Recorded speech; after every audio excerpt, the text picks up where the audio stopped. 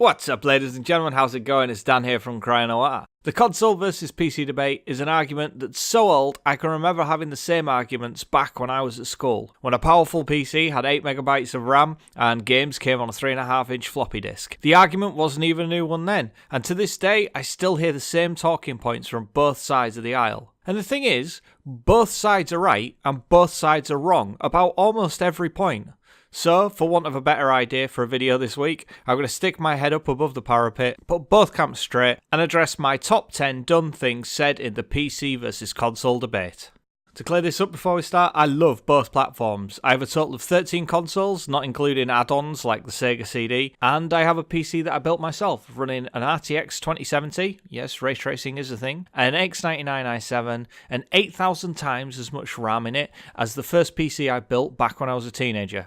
A lot of the points end up referring to each other, as most of the arguments are just variations of a theme. So if you think I've missed some points out, stick with it, they may very well be addressed in later points. So without further ado, here we go. Number 1, PCs are expensive / consoles are cheap. Okay, so let's start with a big one right out of the gate. This is a completely ridiculous statement, often espoused by the console gamers. You could buy a PC for as little as $100, right the way up to $100,000. How capable it will be depends on how far up that spectrum you go. Another point that is often overlooked is just how expensive consoles can be. The launch price of the PS3 60GB was $600, the 3DO was $700, and the Philips CDI was $1,000, and that was in 1992. That's nearly $1,800 today, and believe me, you can buy one hell of a PC for that.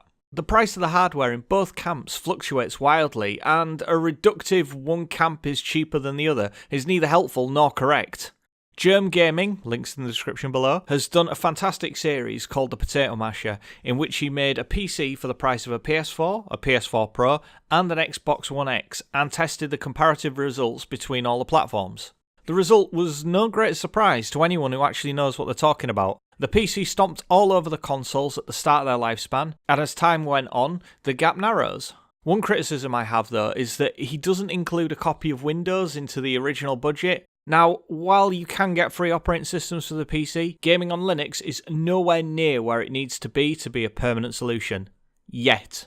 Realistically, you're going to have to fork out for a copy of Windows, adding an additional $100 to the cost. And then there's a keyboard and a mouse and a controller to factor in. And to the best of my knowledge, to this day, a console has never shipped without a controller. Game pricing is another contentious issue. PC gamers always state that new AAA releases on Steam are cheaper than their console counterparts, and that they will often be heavily discounted down the line. This is all true, but what they never take into account is the second-hand market for console games. Within a couple of days of a new game coming out, I can guarantee you can pick up a second-hand copy at GameStop, often discounted lower than a Steam price. And once games get to that sweet spot on console, you can pick up second-hand copies for as little as $1, while it would still cost you $5 to $15 on Steam, depending on how shady the publisher is. Plus, if you're not a collector, you can always offset the purchase of a new game by trading old ones in, and that's not the case with PC. Result? Tie. Number 2. Either PC or insert console here is more powerful. This is another non-quantifiable waste of time. If money is no object, a PC will always win on this front. The more money you throw at a PC, the more bang you're going to get. NASA don't use PlayStations for all their simulation workloads after all. That was the US Air Force actually. If you compare bang for your buck though, it does still come down as a win for the PC, as Germ Gaming has proven. Where this battle gets more interesting though is towards the end of a console's lifespan and on the second-hand market. Right now you can pick up a second-hand Xbox One X on eBay here in the UK for around £290, and you are really going to struggle to pick up a second-hand PC for less than £300 that's going to come anywhere close to that in performance terms. Then, on top of that, there's what can actually be accomplished with the hardware itself. The Xbox 360 shipped with a triple-core multi-threaded CPU clocked at 3.2 GHz, an Nvidia GPU clocked at just 500 MHz, and only 1200 megs of RAM for the entire system to share between both the CPU and the GPU. Now, if you could put together a PC with similar specs to that, For starters, it wouldn't even run Windows 10, but even if it did, there is no way you will be gaming at 720p, let alone playing GTA 5. Result? Tie. Number 3. Playing on a console is more comfortable in the living room than, say, hunched over a desk. This statement is so redundant, it might as well be what's more comfortable, playing a PC hunched over a desk or playing a console while being dragged behind a horse. If you're not comfortable playing a PC at a desk, then hook it up to a TV and sit on a sofa. And let's not forget, a lot of people, including me, sit in front of a computer at a desk for 8 hours a day as part of their day job. And it's perfectly comfortable. I'd just rather be playing StarCraft while I was there. It's that comfortable, in fact, that I still have the energy to come home and sit in front of another desk and game. Result? Another tie. 4. Consoles are more convenient than PC. I'll not lie to you. PC gaming is a pain. It just is. And anyone who says otherwise is flat out lying to you. It's a lot better than it used to be. For my current build, I've never had to go into config.sys and create a system disk to disable parts of the system just to free up enough memory so that a game would work. And if you're too young to know what I'm talking about, go ask your granddad. To get Doom 2 running on my very first PC, I had to run it from DOS, disabling everything except for the keyboard and audio drivers. Like, literally everything, right down to disabling the CD-ROM drive. Things are a lot more plug and play now than they used to be. However, I've lost count of how many times a Windows update or an Nvidia update has screwed something. There's nothing quite like loading up Fallout 4 after a month or two away, only to find out that some of your base building mods don't work anymore, or wireless controller adapter isn't being recognised by Windows, or you install an older game and you need to hunt online for a user-made patch to make it run at more than 15 frames a second. However, the reverse is happening on console. Up to the 6th generation of consoles, you bought a game, you put it in, and it just launched. Then in the 7th generation, they added updates, installs, patches, all of which used to be issues reserved entirely for the PC crowd. Now, every game you buy is just an install disc, making the console less and less plug and play. Okay, so I'll give that one to the console. Just. Number 5. You can do more with a PC than you can with a console. Again, this is nowhere near as clean-cut as you might at first think.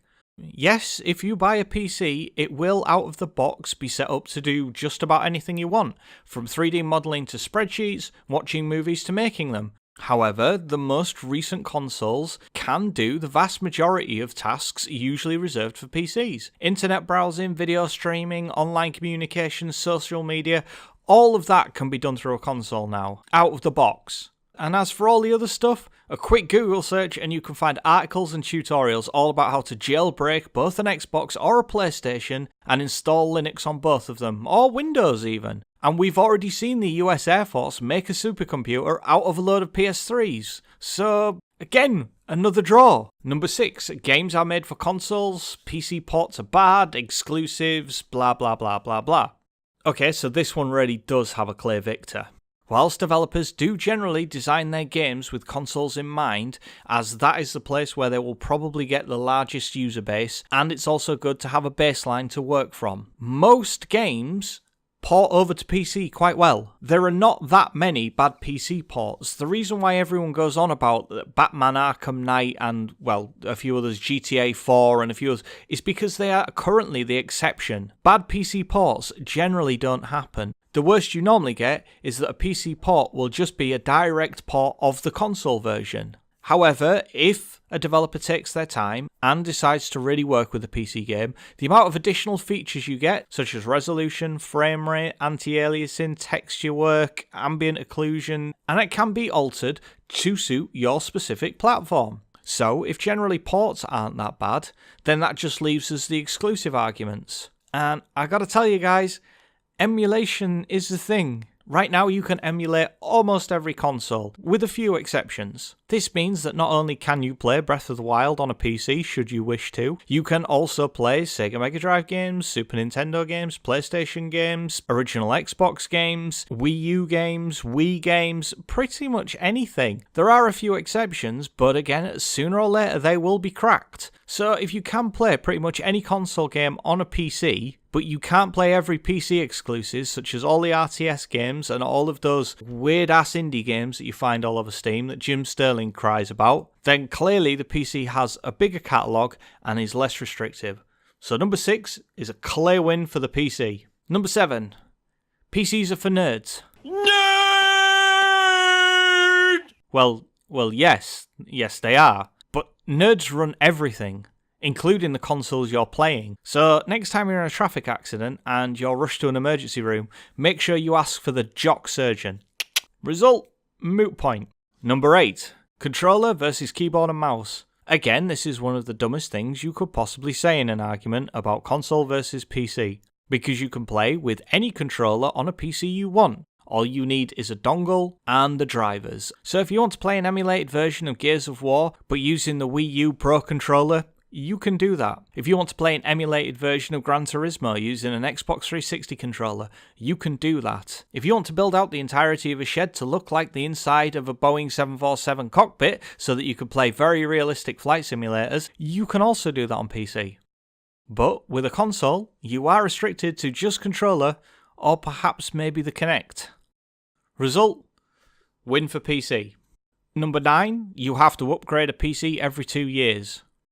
Just to be clear, you don't have to upgrade a PC every 2 years, or every year, or every 6 years, or every 10 years. You can choose to upgrade a PC whenever you wish. You could buy a PC, walk out the store, take it home, plug it in and go, I need a better graphics card. And you could do that if you want. With a console, however, you are stuck to their ecosystem. But at least you know with a console that it will be relevant right the way through the cycle. The current generation of consoles has been a weird case. During that time, they have felt it necessary to do a kind of half step with both the PlayStation Pro and the Xbox One X. However, there is nothing to stop you playing the top tier current titles that are released to this day on the original Xbox or PlayStation that came out on day one. So you don't have to upgrade a PC, and you don't have to upgrade a console. They both just are what they are. So again, result, draw. And number 10, all PC gamers are filthy pirates. Now, I will admit that it is much easier to get pirated copies of games on PC, along with pirated software and pirated movies and pirated films, and that's really not a bad thing. I'm not making that sound bad. You can do all of that on PC, but let's not pretend that consoles have been immune from piracy. Back at secondary school, I don't think I can actually remember ever playing on a PlayStation that wasn't chipped. Everyone's PlayStation was chipped, and you bought copied games for £1. And if it really wasn't that much of an issue on console, why then did Nintendo decide to use mini CDs for the GameCube? Look, the fact is that piracy is prevalent on both platforms, and you can get pirated games for consoles, and you can also get pirated games for PC. However, I will have to say that the PC community does revel in it a little bit more, and it is easier. So, depending on which way you look at this, I guess that's a win for consoles? By my counting, that's 6 draws and 2 wins for each platform. So can we not just agree that both platforms have their upsides and their downsides and get back to fighting the real enemy? Mac fans. Okay, thank you very much for watching, guys. I hope you enjoyed that video. Don't forget to rate, comment, and subscribe, and leave me a comment down below. So what exactly is it you're playing on, PC or console? Please feel free to tell me how I'm wrong and how you know more than I do and that you're loads better than I am. Please feel free. Thank you very much for watching, guys. Take it easy. I'll see you all very soon. See you later. Bye-bye.